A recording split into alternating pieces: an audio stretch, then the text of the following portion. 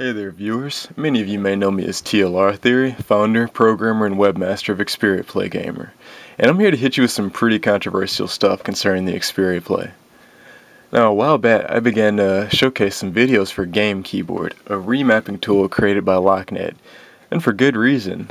As we've all seen before, when mobile gaming is brought up, there's always the persistent flaw that whether we're on Android or iPhone, gaming is just mediocre unless there's tactile feedback through buttons. And Xperia Play has done a bang-up job at bringing smartphone gaming out of the touchscreen ghetto. It's been out for just over a year, and it's accumulated 423 days to this day. Wow.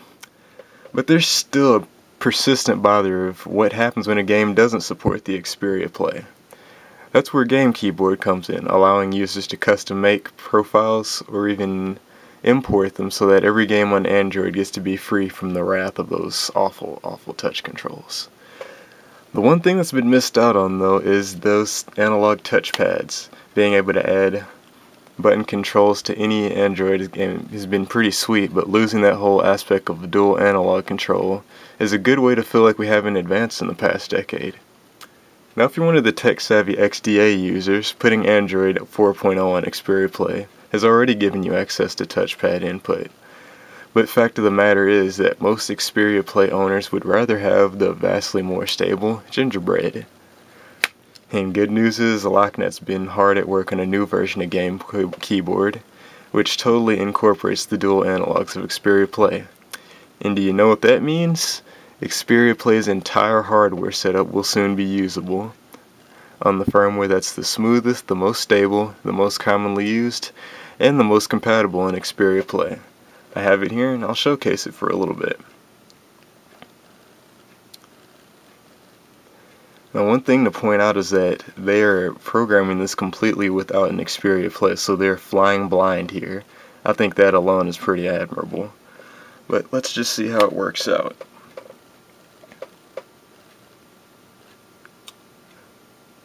Yep, this is definitely tapped into the touchpads here. Only thing I can note is that it seems like the y-axis is backwards.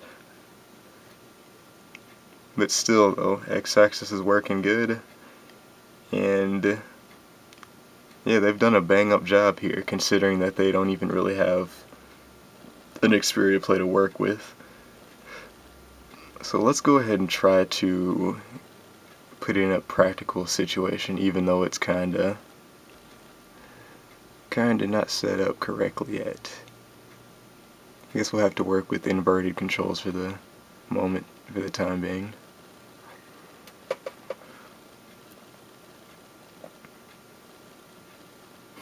Let's see.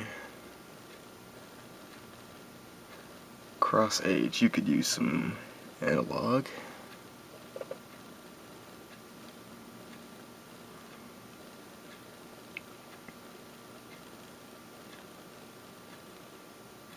Oh, and that's right, this is one of those games that block menu input. So I'm gonna have to use the old school trick to get through that.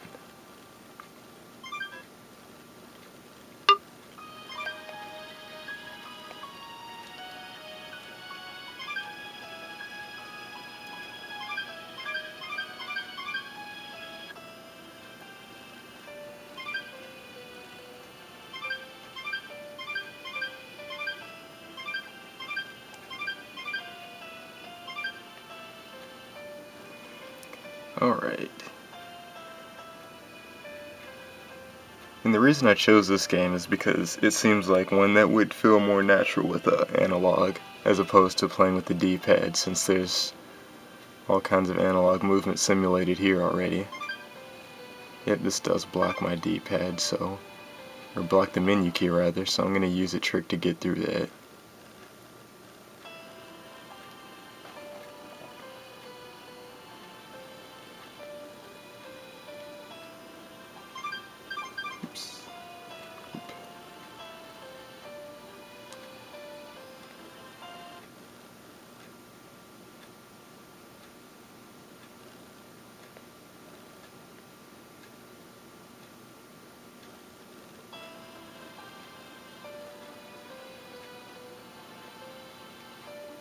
There we go.